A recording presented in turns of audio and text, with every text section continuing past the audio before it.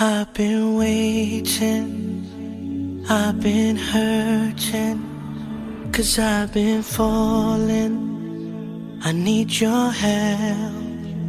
In recent times, we have heard of quite a number of highly educated British women joining the fold of Islam. The story of one such British woman, Revert, named Jameela, formerly known as Julie Carroll, is based on the few media interviews she gave after her martyrdom. Julie did everything her grandmother did, whether it was running the toddler group to church or going to church in the mornings. She also tried to start her own business, but to help set it up, she asked a friend to volunteer through her church. As a result, she became part of an organization called Women's Aid, where she met a very nice lady, who was a social worker named Hamida, and they both really moved on after working with Hamida Jolie for 10 years. She was joined by some other colleagues. When asked about her religion, Hamida said she was a Muslim. Julie didn't believe her. She said, "I was totally shocked and saddened that this educated woman can follow such a religion, because how is it?" From that day on,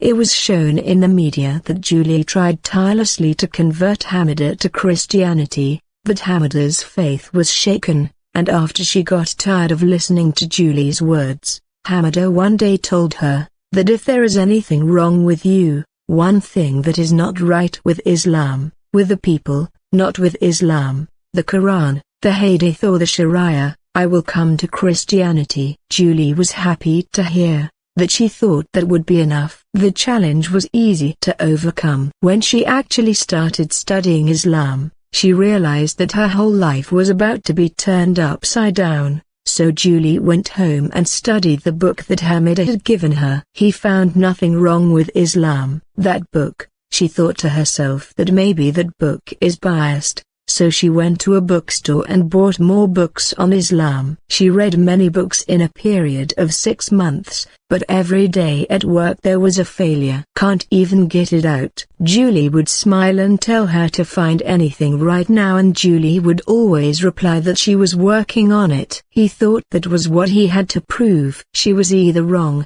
so she went to the same bookstore, and this time bought a book on Islamic Sharia, in which she read about the various Islamic laws and came to the conclusion that they were all in fact what she found out. At that moment, she knew in her heart that she was going to return to Islam. She says that when you look at the history of Christianity, it has been changed so many times that it is no longer the word of God, but Islam is exactly the same as it was made when Julie went there the next day. Hamida tells her that she wants to convert to Islam. Hamida can see that Julie is not 100% convinced of the truth of Islam, so she tells her to go back home and turn on her computer, and watch the miracle of the Quran on YouTube. Julie did exactly that.